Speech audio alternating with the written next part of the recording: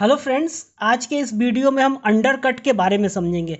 Undercut एक welding defect है और ये बहुत ही डेंजरस वेल्डिंग डिफेक्ट होता है, तो इसके बारे में समझेंगे। तो अंडरकट बताने के लिए मैं एक जॉइंट का डायग्राम पहले बना लेता हूँ, फिर मैं अंडरकट बताऊँगा क्या होता है। फ्रेंड्स, ये एक सिंगल वी जॉइंट है। अब अगर कोई साउंड वेल्डिंग होगा तो हमारा बिल्कुल इस तरीके से साउंड वेल्डिंग होगा, ये हमारी वेल्डिंग होगी।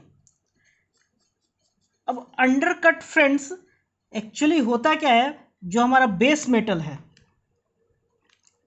बेस मेटल पे वेल्डिंग के ठीक बगल में ये टो है, तो वेल्डिंग के ठीक बगल में बेस मेटल पे एक पतला सा ग्रूव बन जाएगा। ये देखिए गड्ढा सा बन जाएगा, तो इस गड्ढे को अंडरकट कहते हैं।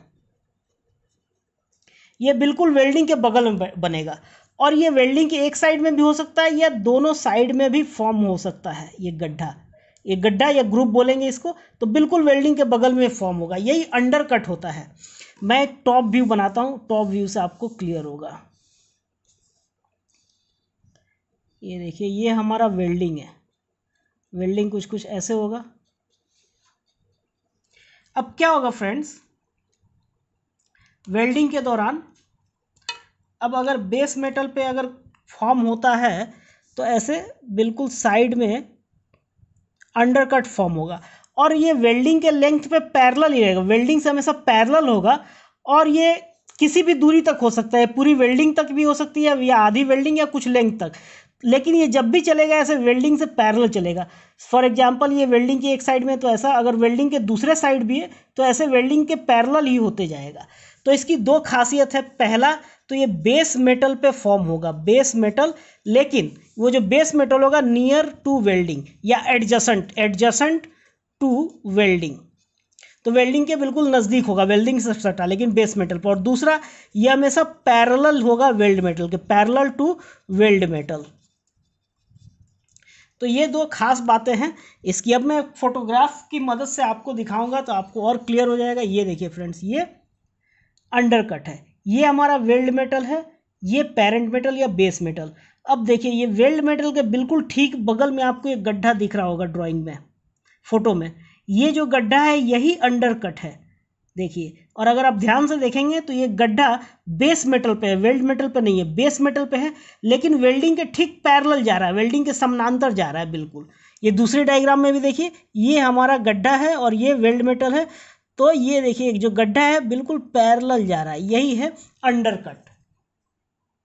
तो फ्रेंड्स, अंडरकट जो होता है बहुत ही डेंजरस होता है, क्योंकि ये एक स्ट्रेस रेजर का काम करता है। मतलब यहाँ पे स्ट्रेस कॉन्सेंट्रेशन होता है और जिसके कारण कि ये स्ट्रेस यहाँ बढ़ता है और फैटिग लोडिंग के दौरान, मतलब काफ़ी लंबे समय बाद यहाँ पे एक फैटिग फेलियर होता है, तो इसीलिए अंडरकट को अवॉइड करना चाहिए। अब अंडरकट के क्या क्या कारण है, अगर हम अंडरकट के कारण समझ लेंगे तो अंडरकट रिमूव या अंडरकट अवॉइड कर सकते हैं। तो इसके जो मेन कारण है वो मैं आपको बता देता हूँ। पहला कारण है हाई वेल्डिंग करंट, ये बहुत ही प्रोमिनेंट कारण है, ज़्यादातर समय हाई वेल्डिंग करंट के कारण ही अंडरकट आता है। तो हाई वेल्डिंग करंट या आर्क वोल्टेज अगर ज़्यादा है तो इसे बिल्कुल हमें अपने वेल्डिंग प्रोसीजर के हिसाब से मेंटेन करना होगा। अगर हमने नहीं मेंटेन किया है तो अंडरकट आ जाएगा। जो इसका दूसरा कारण है large welding dia, electrode dia, electrode का डाया अगर हमने सूटेबल नहीं रखा है, बड़ा डाया रखा है,